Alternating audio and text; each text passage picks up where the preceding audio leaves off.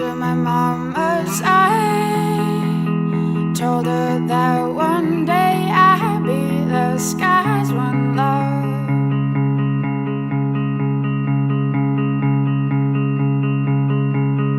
When on my front steps, told her that I wouldn't forget the smell that day. So I went out, continued. Us haig de dir que la carn cada vegada m'agrada menys. Sí, el pollastre, el bistec, tot això em cansa. Ara bé, hi ha un tipus de carn que m'entusiasma, el pernil.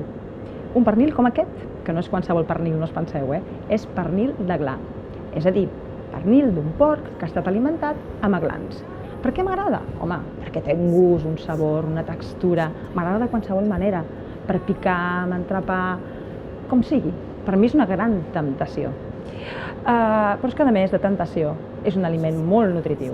Mireu, sabíeu, per exemple, que 100 grams d'aquest pernil té més proteïnes que 100 grams d'un bistec? Per exemple, sabíeu, per exemple, que els seus greixos són més cardiosaludables que el del formatge o d'altres embotits? Per no parlar del ferro. Com que es tracta de carn amb poca aigua, té més ferro que la carn convencional. Però jo us haig de dir que no em menjo el pernil ni pel ferro, ni per les proteïnes, ni per res de res. El menjo perquè m'encanta. I m'encanta també amb la forma que us explicaré. El meu suggeriment. Agafeu unes tiretes de pernil de gla, de bon pernil de gla, no de qualsevol. Agafeu una pinya, pinya natural, i feu uns quadrets.